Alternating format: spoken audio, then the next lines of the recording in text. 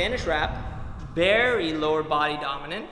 And then we had the Russian wrap, lower body dominant still, but it requires a little bit more upper body strength. As you get strong and you start developing this movement, you can now start thinking about going legless. Now, if you think about this movement, legless, the ideal situation would be that you can perform it strict, that you don't need to use the legs for swinging or kipping. But if you were to use kipping, that would be a great progressive way of going from the actual wrapping style of climbing to a more strict style.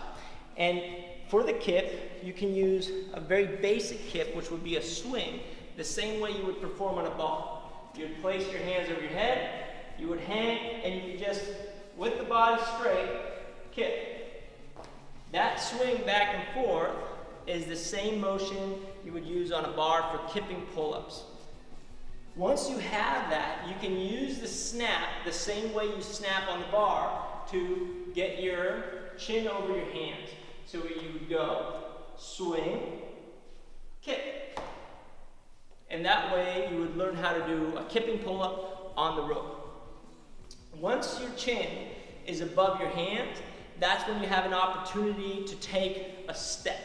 But here's where the tricky part comes.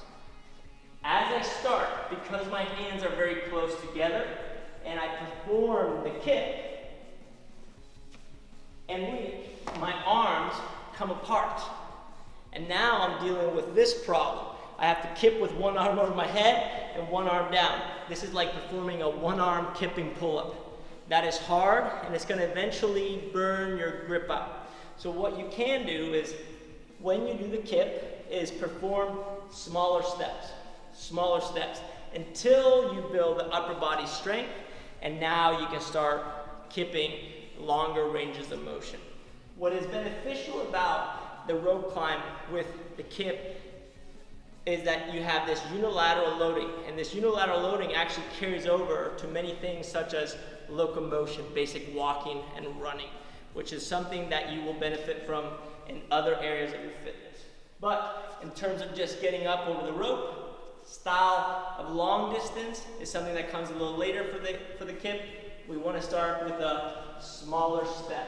So we go kip, step, kip, step, kip, step.